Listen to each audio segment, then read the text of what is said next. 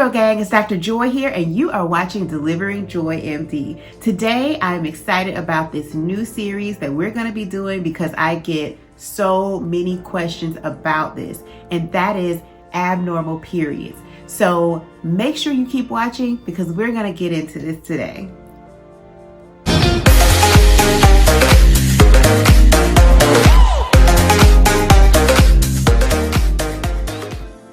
All right, girl gang. So today's video is really going to focus on defining some of the terms that we need to know to talk about abnormal periods. So the normal frequency of your period should be between every 21 days to every 35 days. So some women may be seeing their period come every 21 to 28 days. Someone may also have periods that are coming every 28 to every 35 days. As long as you're somewhere within that range, your period is still considered normal. In terms of the frequency, a period should last anywhere between 3 to 7 days. That's the normal time span during which we should be bleeding each month.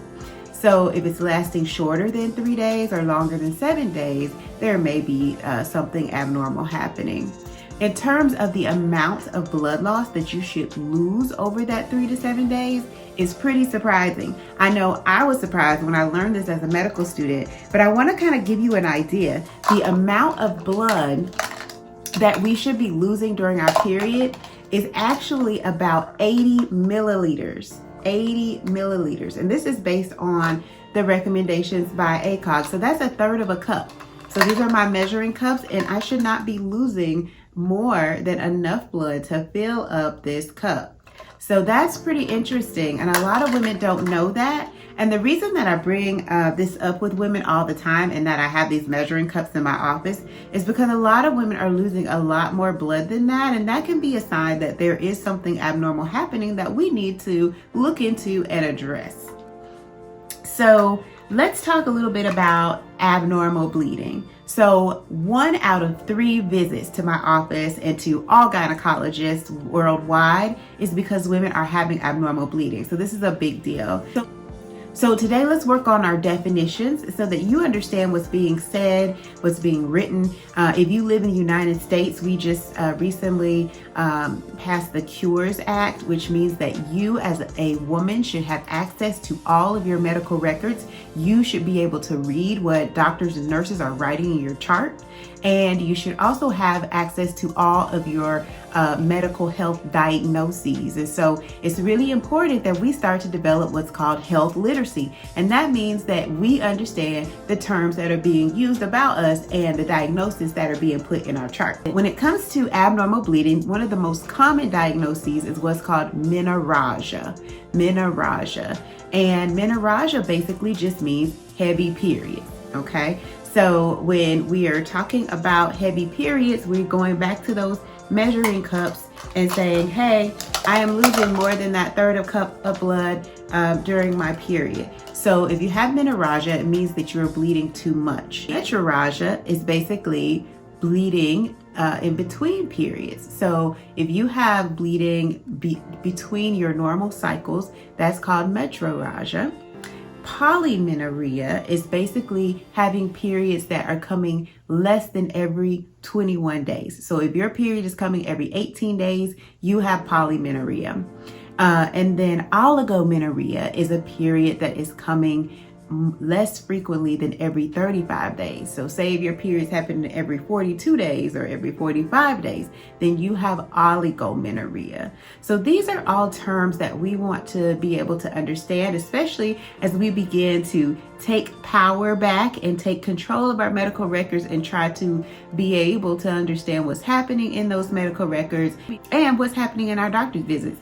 We should really be doing a good job of educating you on this, but I am such a huge advocate for self-education. You need to know what's going on with your body, and you need to know how to read and understand what people are writing in your medical chart. We're going to make this whole series easy, and each one of these bullet points that I'm about to share with you are going to be actual videos where we discuss that topic in depth, because I think each one of these reasons for abnormal bleeding is something that we should explore so that women can understand them. So the American College of OBGYNs came up with this acronym that's really a little weird and kind of hard to remember, but hey, it's what they have. P stands for polyps. A stands for adenomyosis. That's adenomyosis. And L stands for leiomyoma. M stands for malignancy or cancer. C stands for coagulopathy or problem clotting your blood. O stands for ovulatory dysfunction, meaning you're not ovulating as you should be. E stands for endometrial, meaning there is a problem inside the lining of the uterus. I stands for iatrogenic. Iatrogenic, and that usually means that it is caused by something that we're doing. So it may be a medication that you're taking, a food that you're eating, a lifestyle that you're living, treatments that you're on. So that's iatrogenic. N stands for not yet classified, because there are so many things in medicine that we really just don't have a great idea about yet and that we're learning about. So I always tell patients when I don't know something, because there is a lot out there that we still don't know yet, that we're still researching, that we're still developing. So N is for not yet classified. So what we should be doing when we see you in our office is taking a really good medical history, and that means that you should be doing most of the talking as the patient. So we should be asking you open-ended questions, and you should be answering those questions so that we as care providers can get an idea of what's actually going on with you. It's such a good idea to start thinking about exactly how often your periods are coming and tracking them, how many days they're lasting, about how much blood you think you're losing. And the way that we do that is usually by taking a pad count. And you can say, okay, on day 2 of my period, I'm going through 8 to 10 pads in a day. So if you have that information when you go in, that's so helpful to help us quantify how much bleeding you're actually doing. And then if you are having painful periods, if you are having bleeding in between periods, these are all things that we want to know about. So if you can kind of gather that information and bring that in, it really helps to get a good history about what's going on with your cycles. In addition to noting your bleeding patterns so that you can really discuss those fully with your doctor or your healthcare provider, you also want to get family history. And sometimes, especially women in the Black community specifically, we have no idea what our mothers, grandmothers, and sisters have been going through.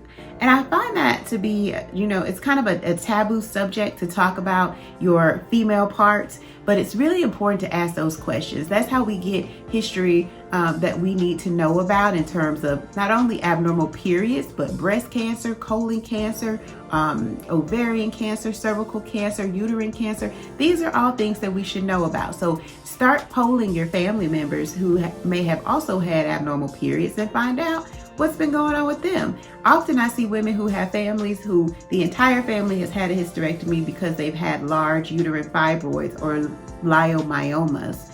And so learning about that history is important as well. And then medications.